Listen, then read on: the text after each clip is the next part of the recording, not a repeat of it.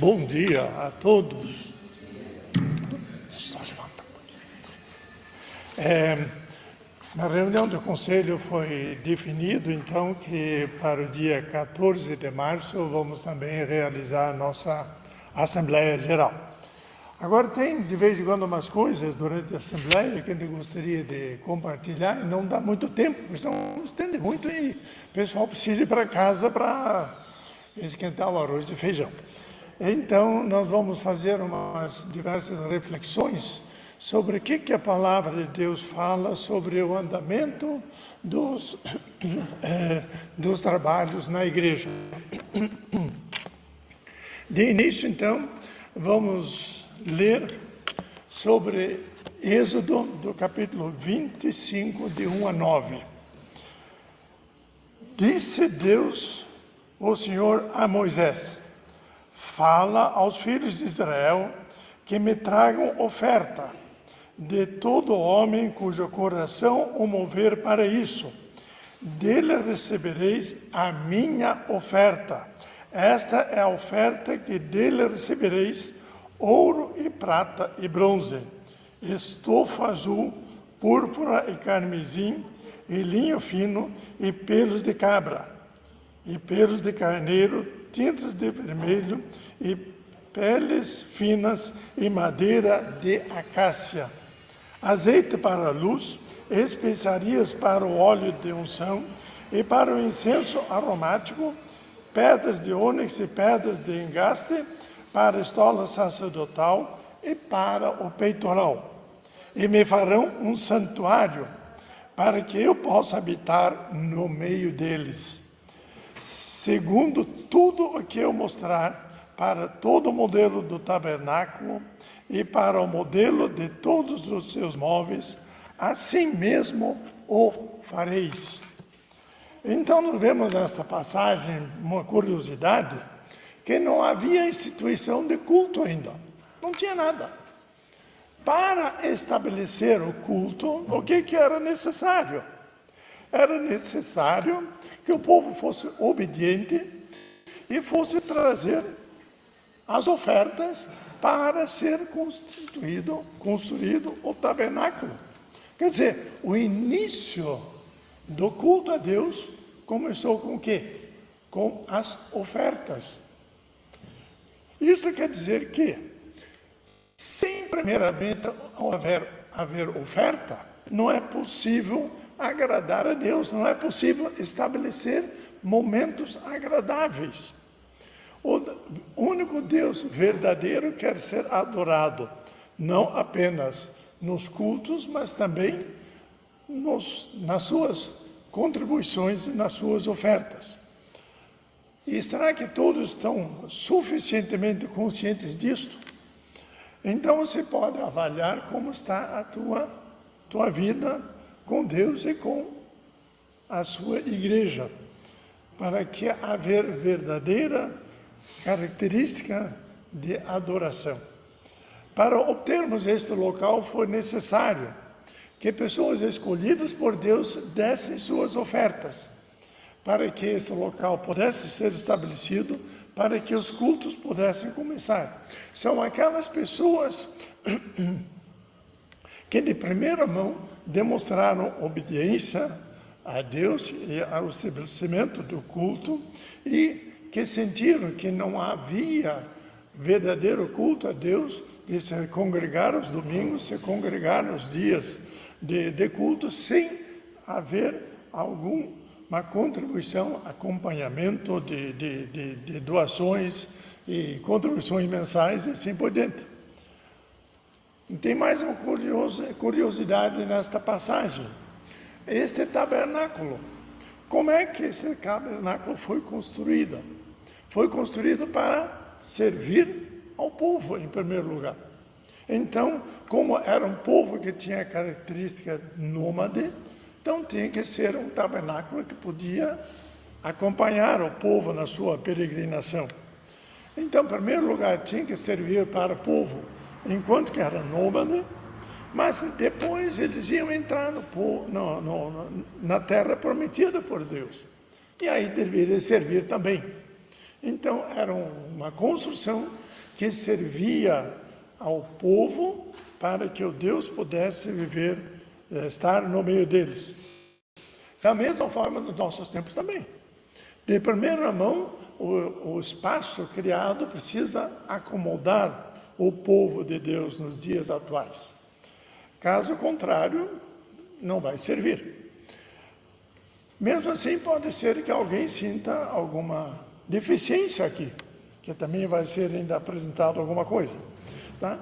Agora, se há necessidade de completar mais alguma coisa, naturalmente é necessário novamente mover os pensamentos, as ideias, para que continuem havendo as contribuições necessárias para o andamento, para a construção, para a acomodação deste local aqui.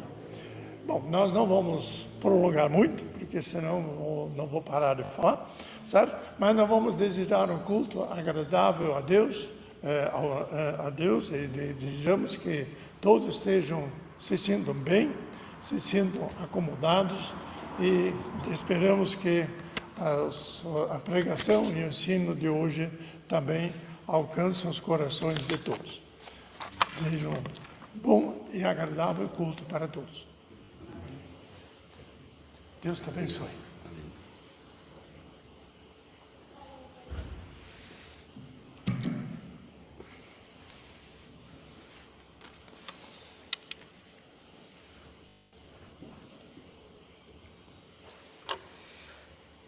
Sejam todos bem-vindos para o culto ao nosso Deus Pai, Filho e Espírito Santo. Sejam bem-vindos os que nos visitam e alegrem-se conosco neste momento para prestarmos o culto de adoração a Deus. Sejam bem-vindos, irmãos que estão participando via internet nos lares, em casa. Sejam bem-vindos para este momento de adoração em exaltação ao nome do nosso Deus, Senhor e Salvador. Celebrai com júbilo ao Senhor todos os confins da terra. Aclamai, regozijai-vos e cantai louvores. Nós vamos louvar a Deus cantando do inário o hino 216, Ó Santo Deus, 216.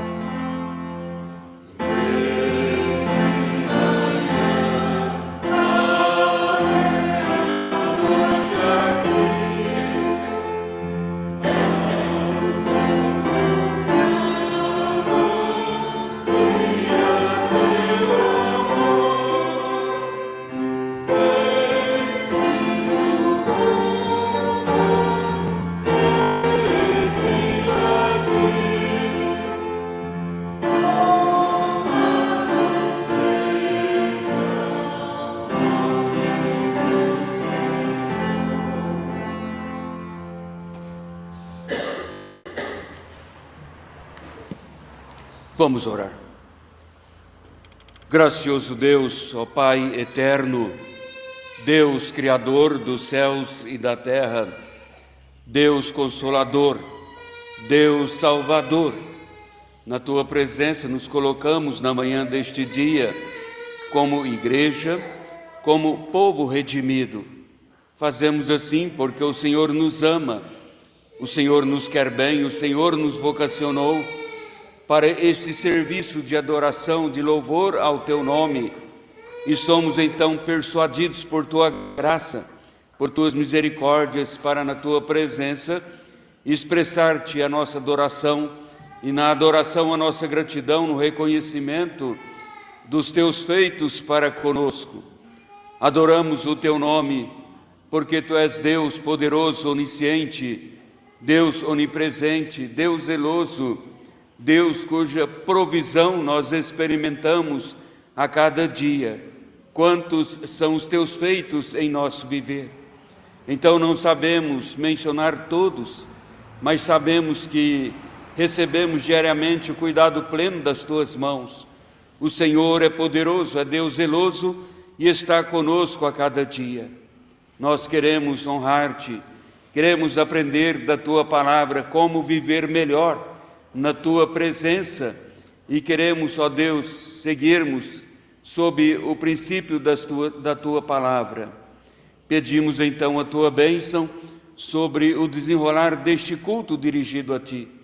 Esteja o Senhor mesmo ministrando todas as partes deste culto para a nossa edificação espiritual, para a honra e glória do Teu nome. Que o Teu Espírito Santo esteja então iluminando as nossas mentes para a compreensão exata da Tua vontade através do ensino da Tua palavra. Estejas também abrindo os nossos corações para recebermos, ó Pai, a consolação dos céus, a consolação que vem com a Tua presença para o nosso fortalecimento. Fica conosco, conduza-nos hoje, conduza-nos a cada dia. Receba o nosso louvor, a nossa adoração, pois fazemos em nome de Jesus. Amém.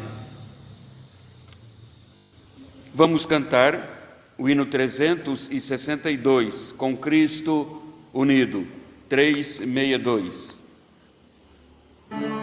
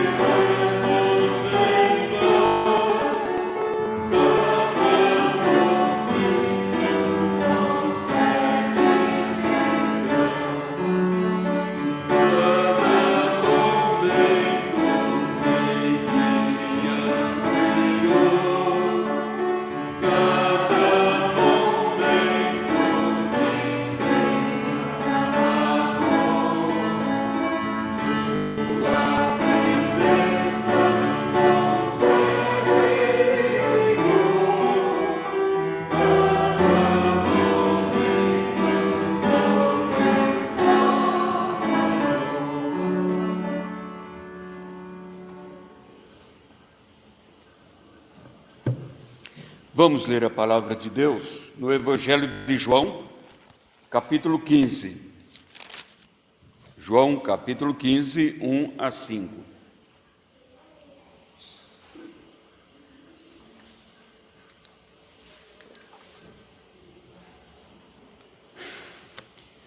João 15, 1 a 5.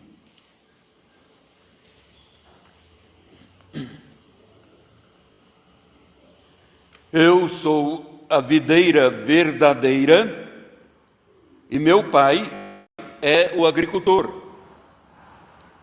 Todo ramo que, estando em mim, não der fruto, ele o corta. E todo que dá fruto, limpa, para que produza mais fruto ainda. Vós já estáis limpos pela palavra que vos tenho falado. Permanecei em mim, e eu permanecerei em vós.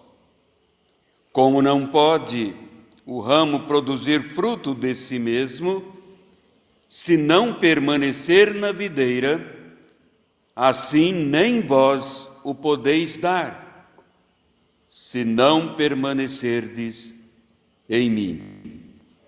Eu sou a videira, vós os ramos. Quem permanece em mim e eu nele, esse dá muito fruto, porque sem mim nada podeis fazer. Meus irmãos, no capítulo 14, nós encontramos o Senhor Jesus falando com os seus discípulos e encorajando-os, porque o próprio Senhor Jesus estava alertando os discípulos a respeito da separação que haveria de acontecer tão breve entre ele e os discípulos. Estava aproximando a Páscoa. Jesus seria crucificado e, havendo a ressurreição, seria então assunto aos céus, haveria a ascensão. E Jesus está advertindo, preparando os discípulos para esta separação. No final do capítulo 14, ele prossegue fortalecendo e encorajando os discípulos. No verso 28 do capítulo 14, ele diz: ouviste que eu vos disse, vou e volto para junto de vós. Inicia o apóstolo João, capítulo 15, com as palavras do Senhor Jesus em sequência, fortalecendo, encorajando os discípulos para continuarem na pregação do Evangelho. Eles deveriam fazer isto mostrando, assim, uma vida a frutificar, uma vida que frutifica. Dessa forma, João registra o grande ensino de Jesus sobre a vida cristã como uma vida que frutifica. E frutifica, irmãos, inicialmente, como podemos ver aqui, porque é uma vida que está ligada a Ele, ao Senhor Jesus. Cristo começa então fazendo uma comparação, como se vê no verso 1. Eu sou a videira verdadeira e meu pai é o agricultor. Ele compara a si mesmo com a videira. Interessante, porque o reformador religioso do século XVI, João Calvino, sobre esse texto, diz que esta comparação que Jesus faz indica que somos, por natureza, estéril e seco. Mas na medida que somos enxertados em Cristo, recebemos de Cristo novo poder, poder que não procede de nós mesmos. Assim, Jesus diz: sou a videira verdadeira. Sou a videira verdadeira. Ele está fazendo uma distinção de outras videiras. Ou seja, Jesus começa a mostrar que é inútil qualquer esforço de ter uma vida a frutificar frutos que agradam a Deus fora de Jesus. Somente nele. Então ele diz: eu sou a videira verdadeira. Interessante porque o povo de Deus no Antigo Testamento é comparado à videira que Deus plantou. Quanto o profeta Isaías refere-se ao povo de Deus com a videira de Deus. O profeta Jeremias também não é diferente. Aliás, Deus fala através do profeta Jeremias com o seu povo nestas palavras: eu mesmo te plantei como vide excelente, da semente mais pura. Como, pois, te tornaste para mim uma planta degenerada, como de vide brava? Cristo está chamando a atenção para Ele mesmo, agora, como o verdadeiro Israel de Deus, a semente de Abraão, a verdadeira videira de Deus. Nenhum ser humano, é claro, tem a natureza de uma videira, até que por graça não comum, essa graça que alcança justos e injustos ao mesmo tempo, esta graça comum que manda o sol sobre todos, a chuva sobre todos, e todos se alimentam na graça comum. Mas aqui, irmãos, a graça especial. Nenhum ser humano tem mesmo a natureza de uma videira, até que a graça especial de Deus, por essa graça, seja plantado na videira. E quem faz isto? O Senhor Jesus deixou bem claro: quem faz este plantio, este enxerto na videira, é o meu Pai.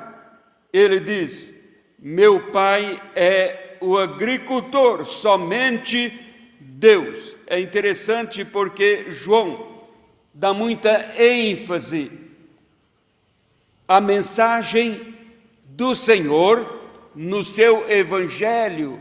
Quanto João é enfático nisto, irmãos, no Evangelho que ele escreve, de que nós só vamos até a pessoa de Jesus conduzidos pelo Pai, conduzido por Deus, o Pai. Tanto é que no capítulo 6, que ficou para trás, no verso 44, Jesus mesmo disse: ninguém vem a mim se o Pai que me enviou não o trouxer. Deus nos leva até Jesus para recebermos a redenção, o pagamento que Cristo fez na cruz do Calvário. E aí então estamos, pela ação poderosa de Deus, sendo ligados à videira, como ramo nesta videira. A questão aqui, irmãos, então, que Jesus está estampando nestas suas palavras, é estar genuinamente em Cristo. No verso 2 nós lemos: todo ramo que, estando em mim, não der fruto, ele o corta, e todo que dá fruto limpa, para que produza mais fruto ainda. Há 3 considerações que quero fazer nestas palavras do verso 2, e são fundamentais aqui. A primeira consideração: nós não temos o poder de fazer o bem a partir de nós mesmos, exceto o bem que vem de Deus. Deus, o Pai, é o primeiro autor de todas as bênçãos, pois Ele nos planta na videira e começamos então a viver, porque a vida está nele. Não há, de forma alguma, bondade, qualquer bem em nós mesmos, em nossa natureza caída, como o velho Adão. Não há. O bem vem de Deus, que é o autor de todas as bênçãos. E Ele nos planta como ramo na videira para viver. A vida está nele. Ora, irmãos, mas sejamos práticos, olhamos o mundo, as pessoas estão vivendo, as pessoas estão, em geral, trabalhando, comprando, vendendo, fazendo as coisas. As pessoas até estão contribuindo com as instituições, orfanatos. As pessoas estão fazendo o bem. Mas é o tipo de fruto que não glorifica a Deus. Pode ser moralmente correto, mas é espiritualmente insuficiente. É espiritualmente aquém, porque não está em conformidade este bem com a glória de Deus. Porque o galho, o ramo que faz isto, não frutifica. O fruto que vem de Deus mesmo.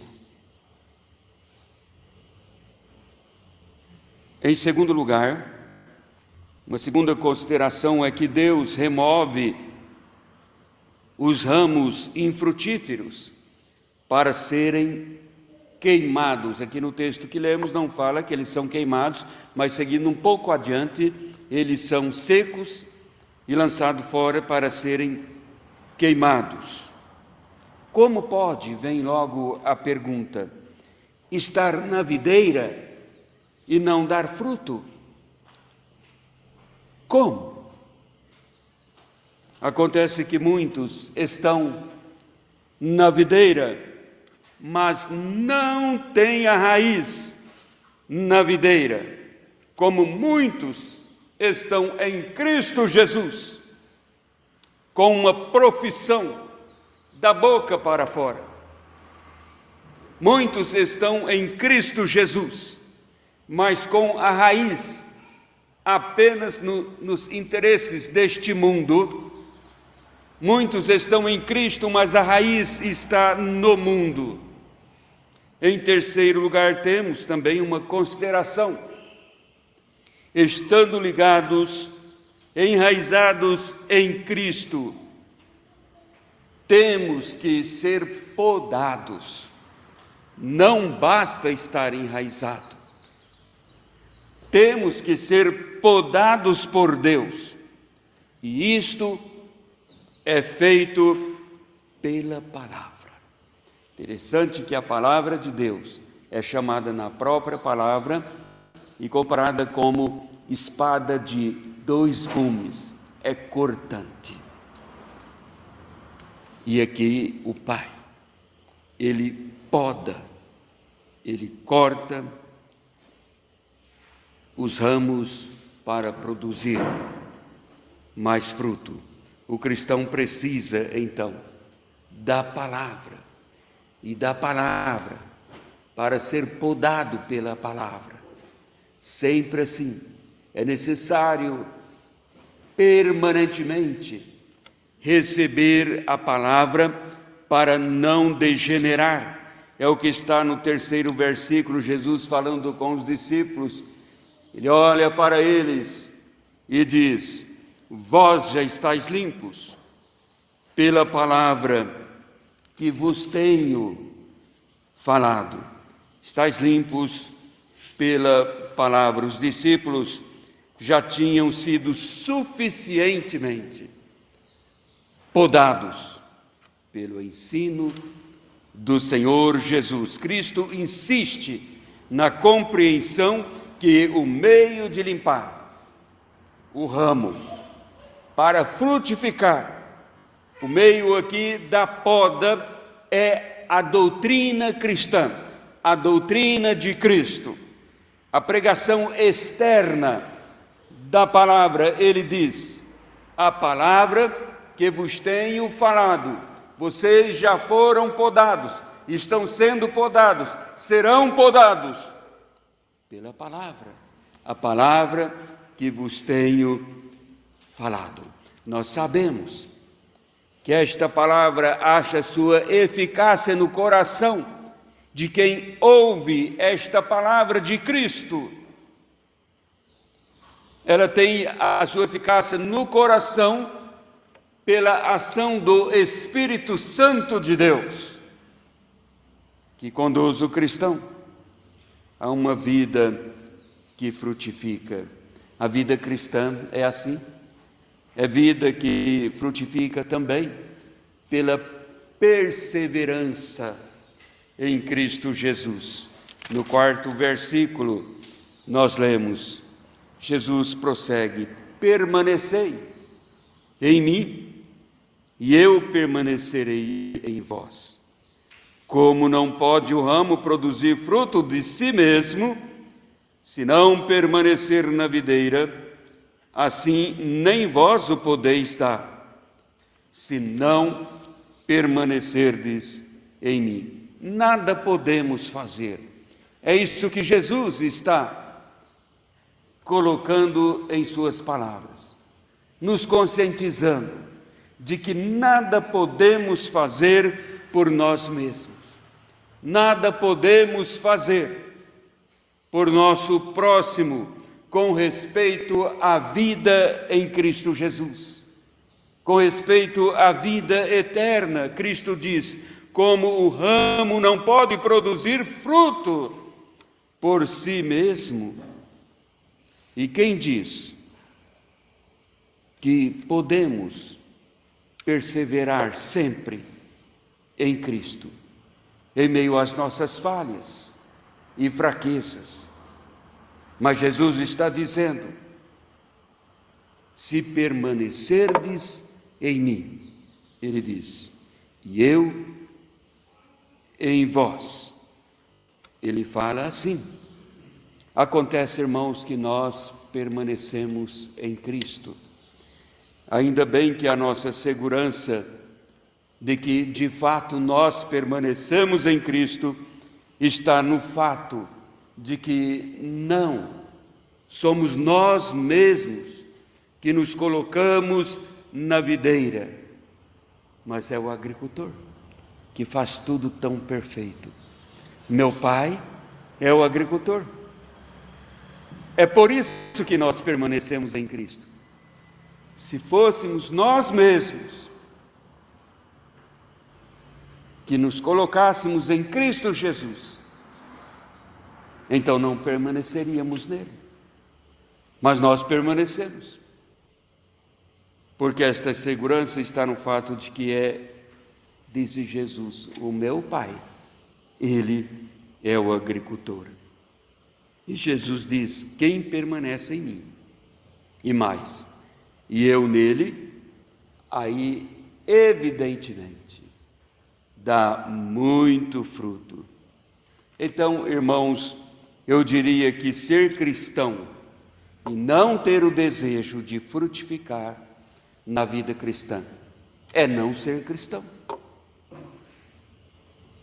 Quer saber se você é um cristão? Olhe, faça uma leitura da sua própria vida. Um escritor diz, e eu concordo com ele, que a melhor leitura para ser feita é da própria vida. Nós lemos muitos livros, depoimento de muita gente, mas é bom pararmos e fazer também uma leitura da nossa própria história, nossa própria vida. É a melhor leitura, principalmente, é a melhor leitura se acharmos na história da nossa vida a firmeza no Evangelho de Cristo Jesus. Sim, ser cristão é ter uma vida cristã que frutifica.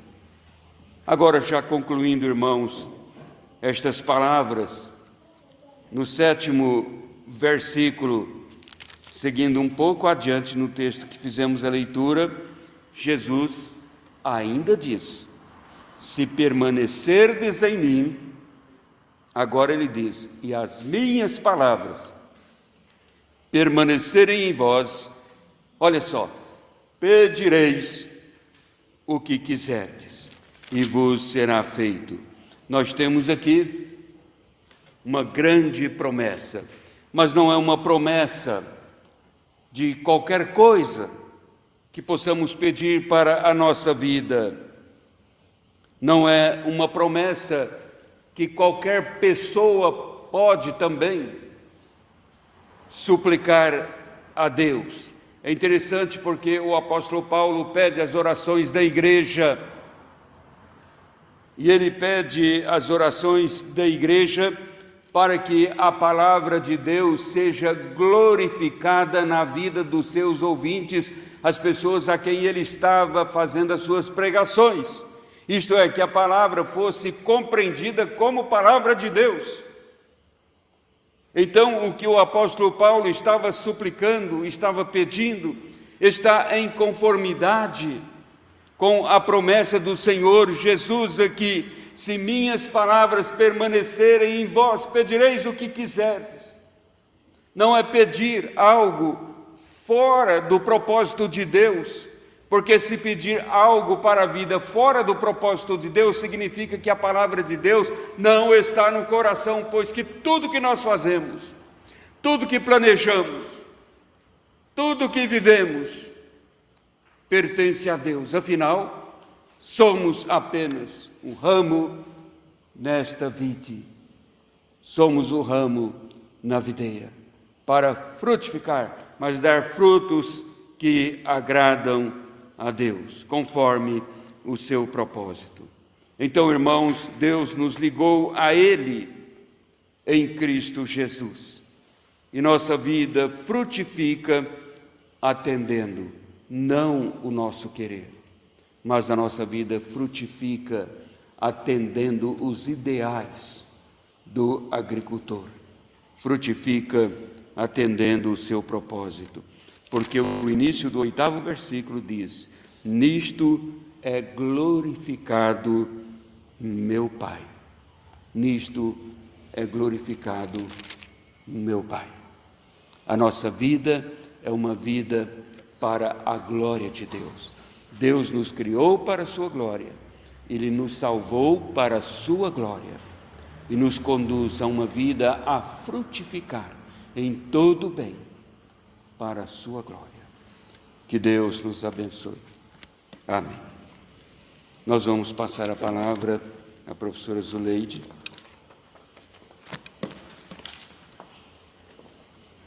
Bom dia a todos. Nós vamos colocar em pé, vamos estar cantando o cântico Bom Dia com Alegria, e que Deus possa estar realmente nos abençoando como tem abençoado até aqui.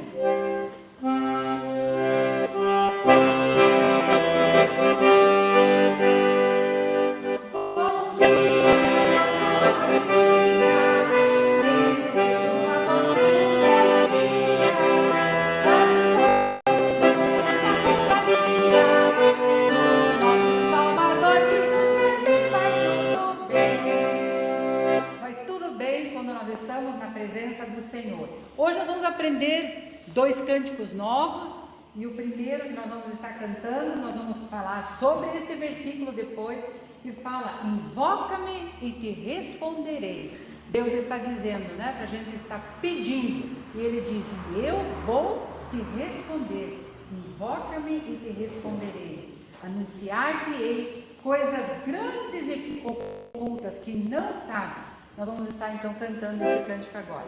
Não sei se as pessoas conhecem, os irmãos conhecem esse cântico.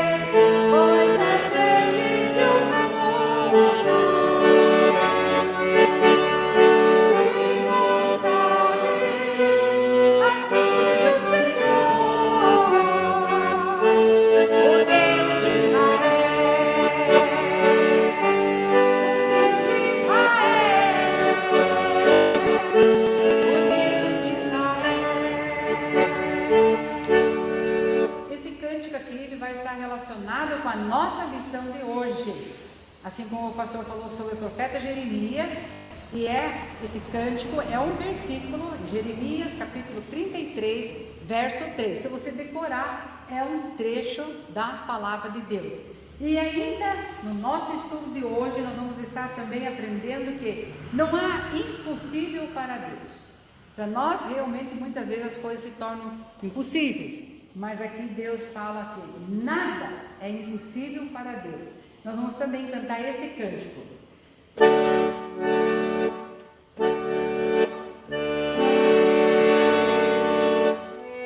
Não há impossível para Deus.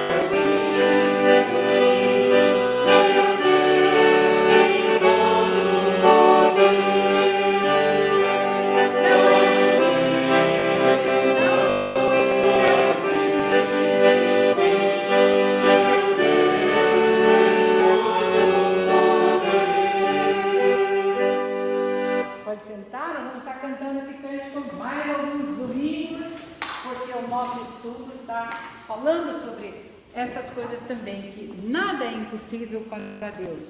E também o nosso versículo de hoje, que fala então sobre a palavra de Deus em Jeremias, que diz: invoca-me, um versículo bem curtinho aqui só: invoca-me e te responderei. Nós cantamos o cântico, o versículo continua. Nós vamos ver isso quando Deus fala essas palavras para o profeta Jeremias. Mas aqui agora nós vamos rapidamente colocando aqui, todo mundo já sabe das histórias, desde o início, qual foi o motivo dessa destruição. Então, lá de Jerusalém, a cidade, as muralhas, o templo, a reconstrução, tudo envolvendo também as pessoas.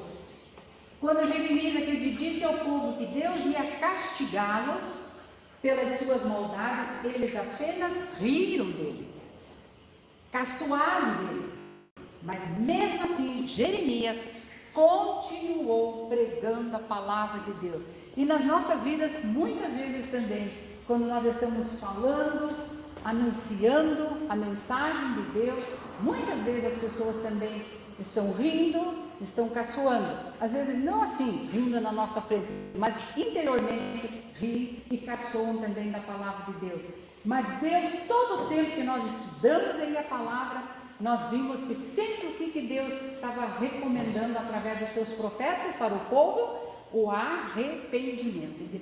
Arrependam-se dos seus maus caminhos, arrependam-se. Todo o tempo os profetas vinham com esta mensagem de Deus. Parem de fazer as coisas erradas. Quantas vezes a gente já falou aqui, domingo após domingo, sobre a palavra de Deus. Jeremias, o profeta de Deus, então, quando nós vemos esse versículo que a gente viu, Deus volta a falar com Jeremias, mas Jeremias agora estava preso. Voltou a falar com Jeremias, enquanto continuava preso, junto lá com os guardas do palácio. E o Senhor que fez, formou e firmou a terra, o Senhor é o seu nome, diz o seguinte: fale comigo e eu responderei. Aí Deus continua ainda. Aí o versículo fala: invoca-me e eu responderei. Ou senão, fale comigo. Deus está pedindo: fale comigo e eu vou responder. Pergunta-me e eu contarei a você segredos fabulosos sobre os meus planos. Na tradução da Bíblia que nós temos aqui, que a gente está sempre usando, que diz, né? Ele fala: invoca-me e te responderei, anunciar-te-ei coisas grandes e ocultas que não sabes, você nem imagina. O que são essas grandes coisas? O que são quando ele diz assim, coisas grandes e ocultas? Coisas ocultas, coisas que estão além dos nossos limites, das nossas forças humanas. Ele diz: basta você invocar, basta você pedir, e eu vou responder. Eu vou mostrar aquelas coisas que estão ocultas, aquelas coisas que nós não conseguimos imaginar, aquelas coisas que a gente está limitado para nós, e que para Deus não há limite. Então ele diz: eu vou mostrar para vocês aí coisas que estão além dos seus limites, das suas forças humanas. Vou mostrar para vocês. Então Deus falou isso para Jeremias e ele fala para o povo: peça, invoca-me, clame a mim e eu vou responder. Mas nós vimos também aqui que Deus responde as nossas orações conforme nós pedimos, que é dentro da vontade dele, aquilo que realmente convém também. Esse é o versículo da palavra de Deus que hoje nós vamos ver. Então nós vamos também, já iniciamos a lição, e Deus agora começa a trabalhar com as pessoas na reconstrução agora da cidade de Jerusalém. E a gente viu tantas coisas que vão envolvendo as pessoas ali. E sempre quando a gente vê essa história, eu fico pensando, a história se repete. Todo o tempo nós vemos, mas isso parece que está acontecendo hoje também. Parece que essa história eu já ouvi alguma vez. E todo o tempo Deus está com misericórdia dele, né? Querendo realmente trazer o povo de volta. Como somos diferentes nos nossos pensamentos, não é? Deus sempre na espera do arrependimento. E quando nós ouvimos uma pessoa que cometeu algum erro, alguma coisa mais complicada, nós não pensamos assim: tomara que ele se arrependa desse pecado, tomara que ele volte à casa do Senhor. Nós não pensamos assim, a gente pensa assim: tomara que ele se arrepende, tomara que ele realmente não consiga as coisas. Não é assim que nós não pensamos? Bem feito para ele, bem feito para ela. Mas Deus não fala assim. Voltem para mim. E é isso que precisamos sempre ter também. E lá no palácio em Susa, como nós vimos, era muito bonito. Então, a gente também percebe, pela construção, se nós olharmos aqui, você pode pensar assim, Neemias, o jovem, que estava trabalhando lá no palácio, e a gente vai ver como é que Deus começa a usar pessoas que não estão muito ligadas com Deus, ou não conhecem a Deus, ou têm seus outros deuses, e muitas vezes Deus usa de formas assim que nós não conseguimos imaginar. E aí então a gente vê que são pessoas que têm os seus deuses também, o próprio rei também tinha os seus deuses. E o rei tinha muitos servos, o rei Artaxerxes, lembra da história, né? E Neemias tinha uma posição de grande honra. O que Neemias fazia lá? Hoje as crianças são bem grandes, né? Nós temos 2 crianças pequenas e todas as crianças grandes. Então vai rever a nossa aula aí com as respostas, que vocês vão saber. O que Neemias fazia lá com o rei? Copeiro, muito bem, menina. A Elisa é uma menina inteligente, ela prestou muita atenção na aula. Então ela vai respondendo. Agora a próxima pergunta não é ela que vai responder, é uma outra menininha que vai responder, outro menino, tá? Copeiro. O que o copeiro fazia? Pode falar, bem rapidinho. O que ele fazia? Servia o rei. Mas ele tinha uma função. Ele sempre tinha que provar o alimento, provar o vinho, não é? Essa era a tarefa dele, provar antes do rei. Por quê? Se tivesse alguma coisa colocada lá na comida dele, que podia matá-lo, então o copeiro era responsável de saber. Tinha que provar antes e depois levar para o rei. Que profissão, hein? Cada instante você não sabe se vai sair vivo ou não, né? Mas era de grande honra provar então aquela comida, e ele estava lá.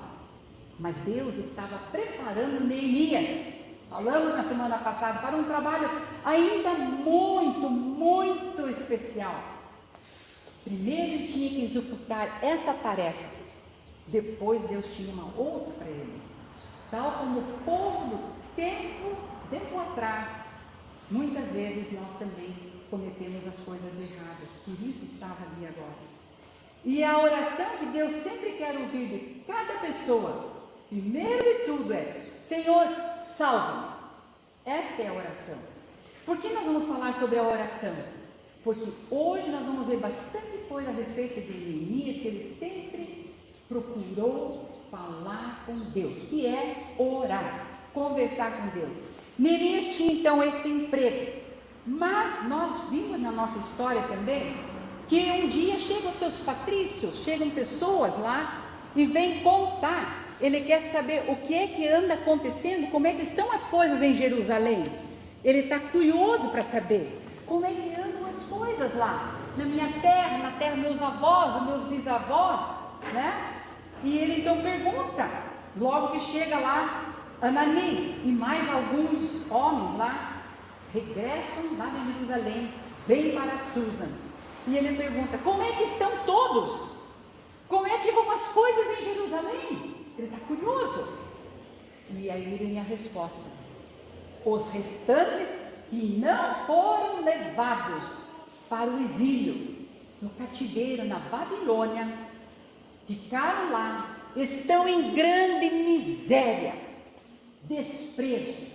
Os muros de Jerusalém estão derrubados, as suas portas queimadas a fogo. Nós temos aqui uma foto mais ou menos da situação que aconteceu. Tudo isso então está destruído. Neemias ficou muito triste quando ele pensou: depois desses anos todos, o povo de Jerusalém ainda não tinha proteção contra os inimigos. Os ladrões podem entrar e sair, fazer o que querem ali. E não é de admirar que as pessoas estavam sem coragem de nada, desmotivadas, desanimados. Lembra que nós falamos no domingo passado? O povo estava sem motivação, sem alegria. Cantamos aquele cântico: desanimados? Não, não, não. Dores, tristezas podem nos vir. Com Cristo alegre, vamos sorrir. Lembra daquele cântico? Inclusive o sermão que o pastor fez falou sobre isso, né? Ele falou o desânimo muitas vezes. E nós cantamos: desanimados, não, não, não. Desanimados, não, não, não. Dores, tristezas podem nos vir. Com Cristo alegre vamos sorrir. Desanimados, não, não, não. Mas essa era a situação do povo ali. E aí ainda mais com isso ele falou: não tem a proteção, não há portas, não tem nada. Não é de admirar que o povo estava assim. E ainda mais, tinha mais uma coisa: as outras nações que ficavam ali ao redor de Jerusalém, estavam ali, sabe o que eles estavam fazendo?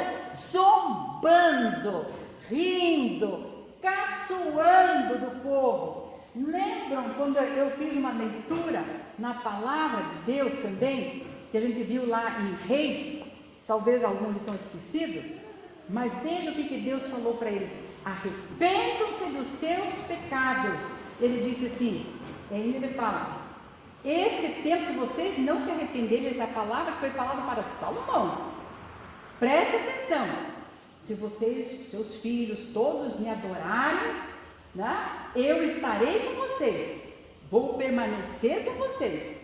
Mas a hora que esse povo largar de mim, não quiserem ouvir mais, então eu vou deixar, vocês não estarão mais comigo, não vão permanecer em mim. O texto que foi lido hoje aqui, permanecer. E Deus avisou. Tem um ditado: quem avisa, amigo é. Não é isso? Ele tinha dito: mas se vocês não me obedecerem, esse templo se tornará em ruínas, um montão de ruínas. Foi isso que ele falou lá para Salomão já.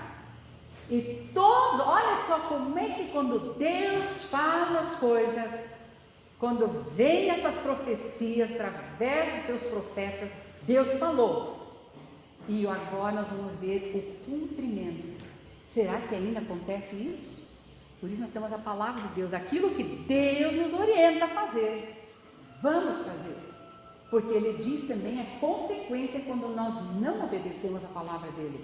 E olha quando ele disse isso, muito tempo atrás aqui: esse templo vai se tornar um montão de ruínas, e todos os que passarem por perto dele vão ficar admirados, vão assobiar de espanto e vão perguntar: por que o Senhor fez essas coisas a essa terra e a esse templo? E a resposta vai ser essa: porque o povo de Israel abandonou o Senhor Deus que os tirou da terra do Egito, e em lugar do Deus verdadeiro adoraram a outros deuses, e por isso o Senhor trouxe esse mal sobre ele. Quando Deus falou isso, ele disse: vai acontecer, as pessoas vão rir, vão caçoar. E agora nós já chegamos aqui nessa parte, quando o povo estava zombando e rindo. Não foi isso que Deus já tinha dito? Vai acontecer isso. E as coisas realmente acontecendo. Às vezes nós brincamos com as coisas de Deus. Às vezes nós sabemos a vontade dele para a nossa vida e nós brincamos. Depois vem aquilo que Deus falou, as consequências. E aí então, eles estavam lá zombando com tudo isso. Qual foi a reação de Neemias quando ele ouviu tudo isso? Tristeza diante dessa notícia. E a Bíblia diz que Neemias sentou-se e ele chorou, estava triste, e ele começou a... Quando você está triste, quando você chora, e aí quando você acontece tudo isso na sua vida, você começa a reclamar.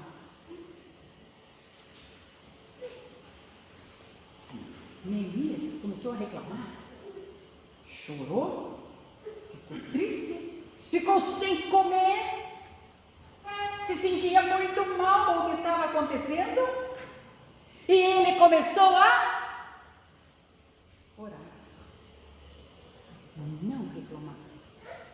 Não questionar. Porque ele também já sabia daquilo que Deus tinha dito. E ele começa a orar.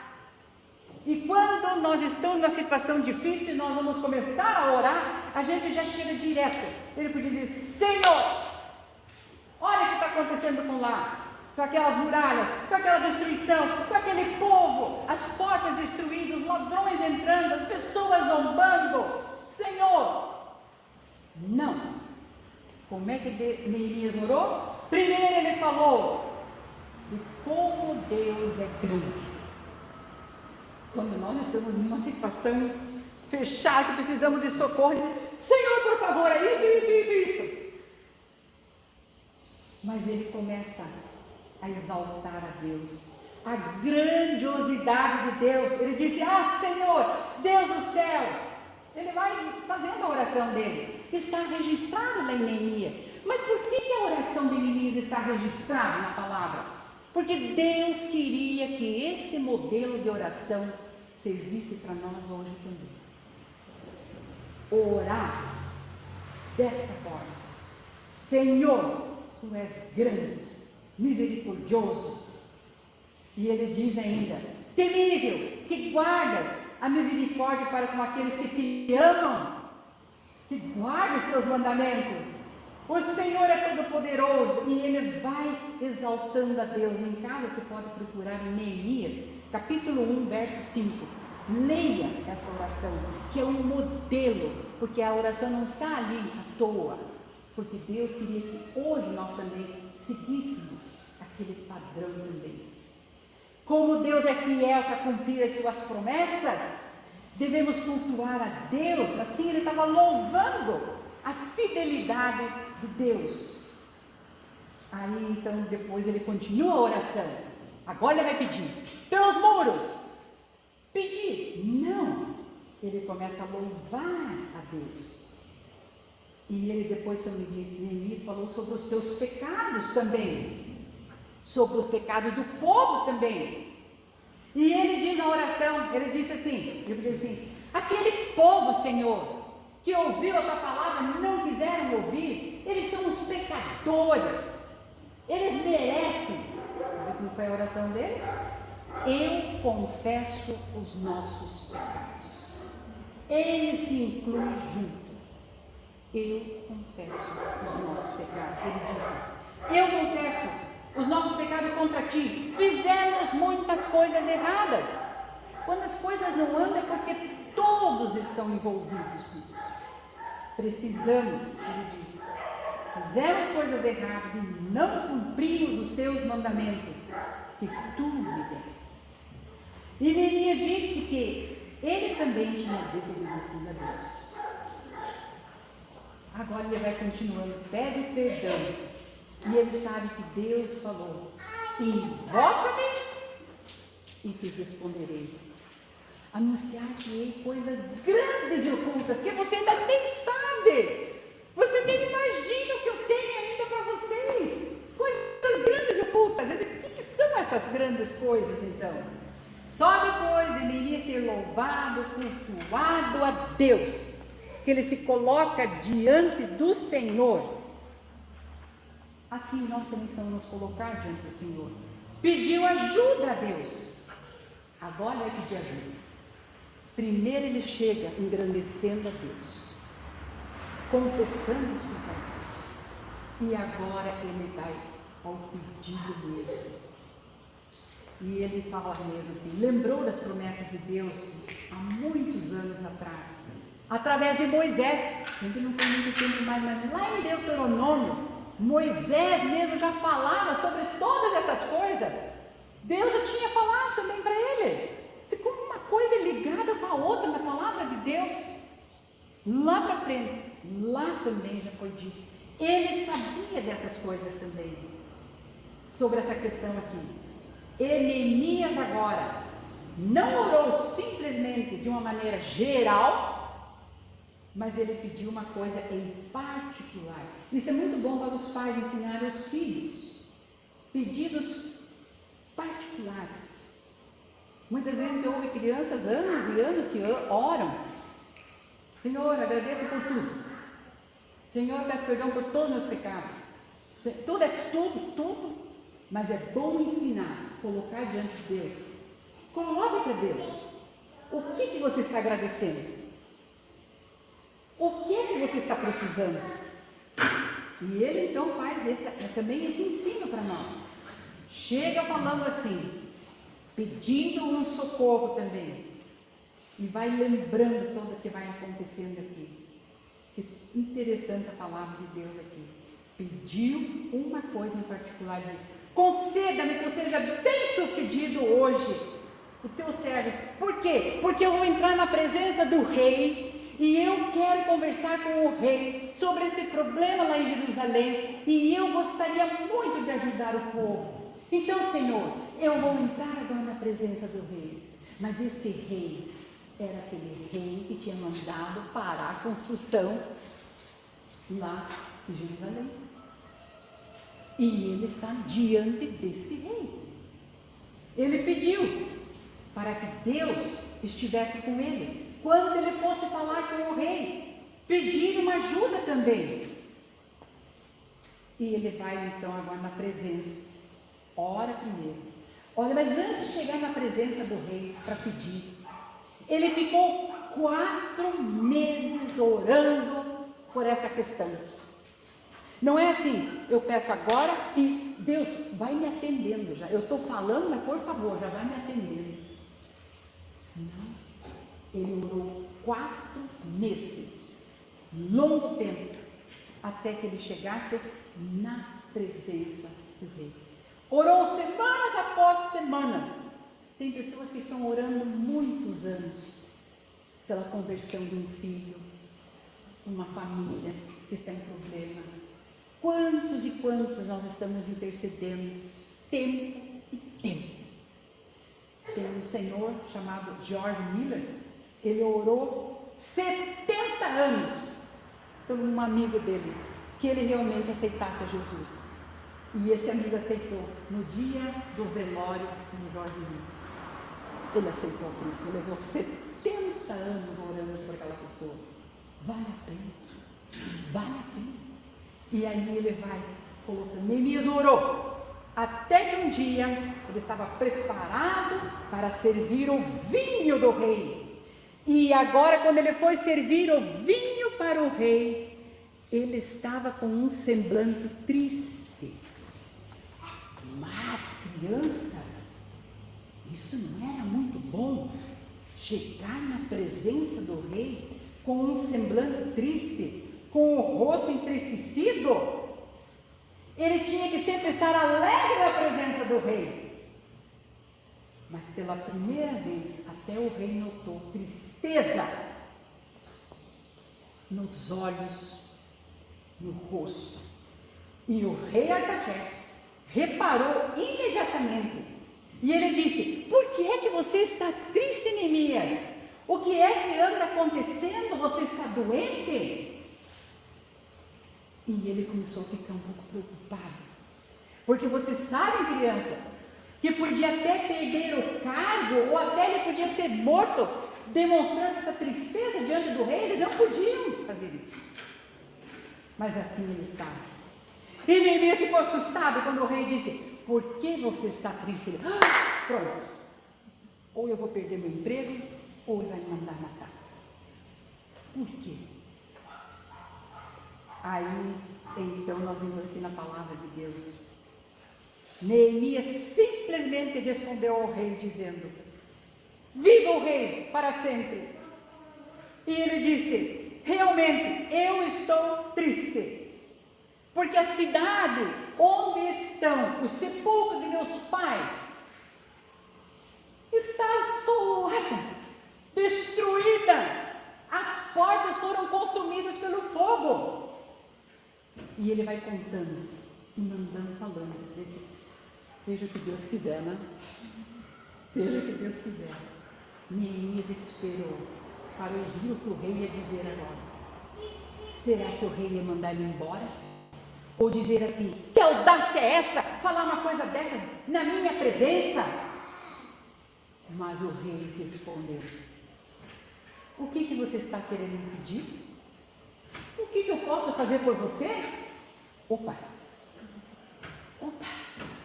Neemias percebeu que tudo agora dependeria do que ia acontecer em seguida.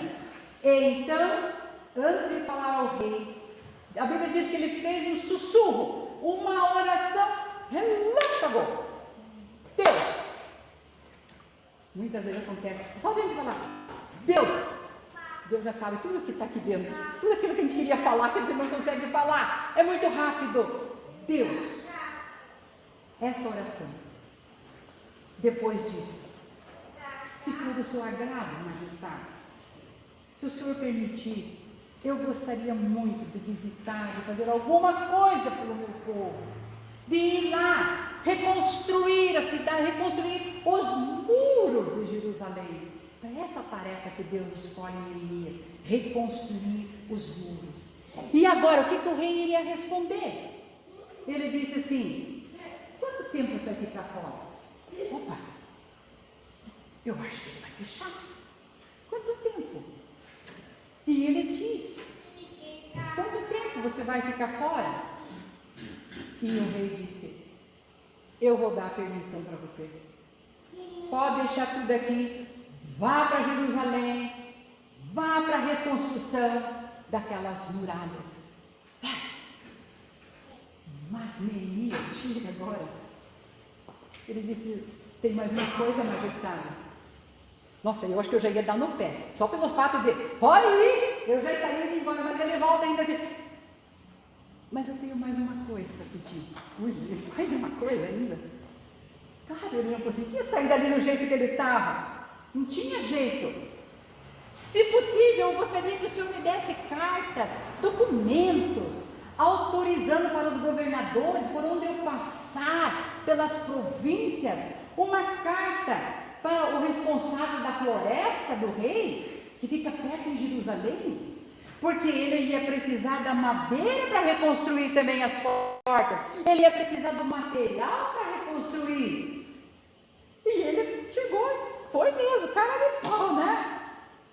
Majestade, o senhor pode me fornecer documentos, cartas, que por onde eu for, o senhor vai permitindo que seja tirada da sua floresta a madeira para a reconstrução? O senhor pode fornecer isso? E o que o rei vai dizer? Escuta aqui, você já está pedindo para ir lá, já vou dar essa licença. Agora você ainda quer que eu dê um documento por onde você passar e conseguir o material para a construção? Mas ele ouviu a resposta. O rei disse outra vez para ele, posso sim. E o rei então entrega agora para Neemias documentos, cartas de autorização, por onde ele fosse passar, apresentar aos governadores, conseguir o material da reconstrução, porque era em nome do rei que ele estava lá. Quando nós estamos também em nome do nosso rei, nós recebemos tudo isso dele. Vamos, invoca-me e eu vou responder para você. Domingo que vem nós continuamos, então agora ele viajando lá para Jerusalém. Que Deus esteja nos abençoando também. Amém.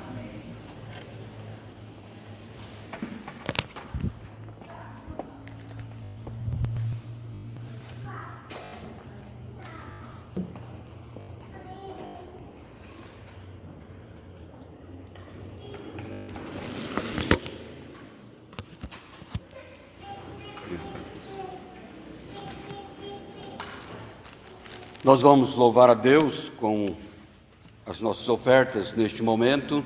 Os irmãos têm a oportunidade para o recolhimento.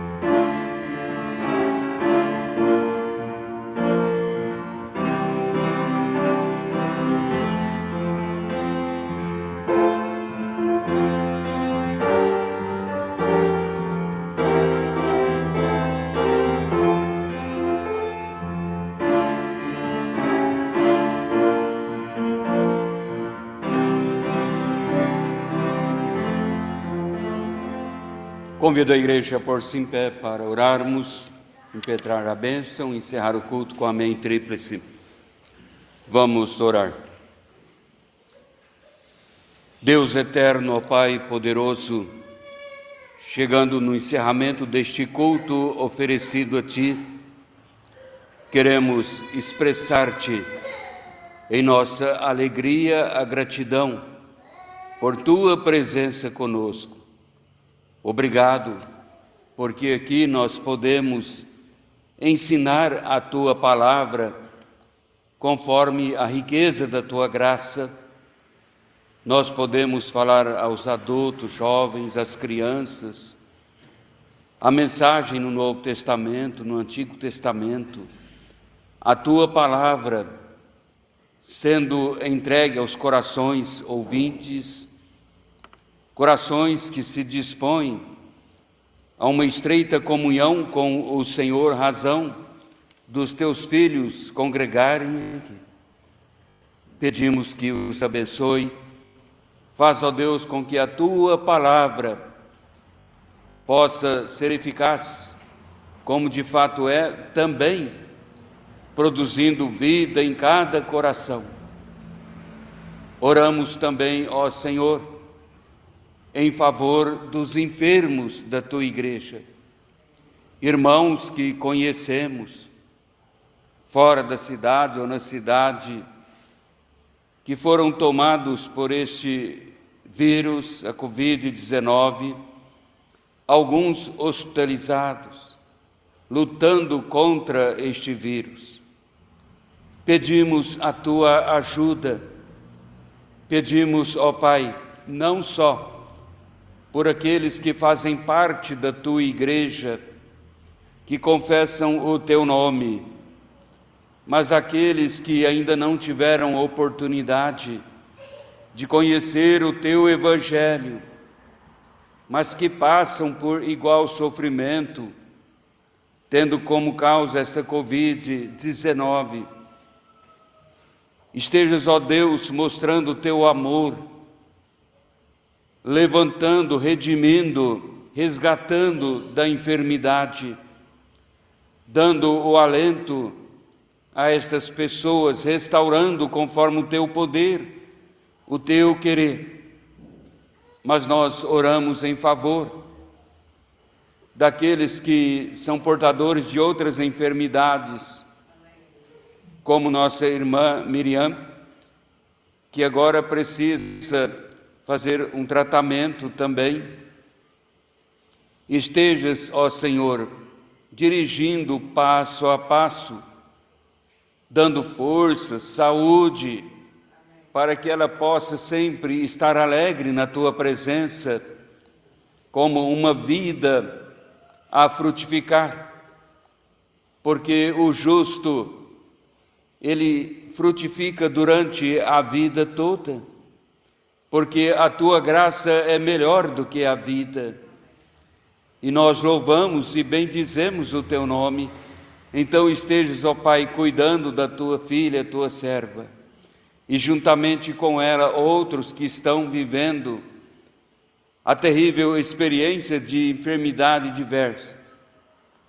Estejas acudindo a cada um conforme o Teu poder e o Teu querer. Assim oramos em favor dos enfermos. Oramos em favor das famílias do Teu povo. Estejas ao lado de cada um dos Teus filhos, dando vitórias, dando a certeza da Tua presença, dando as Tuas consolações. Nós oramos agradecidos, em nome de Jesus. E agora, irmãos, paz seja com todos, e o amor com fé da parte de Deus Pai e do Senhor Jesus Cristo. A graça seja com todos que amam sinceramente o nosso Senhor e Salvador Jesus Cristo. Amém.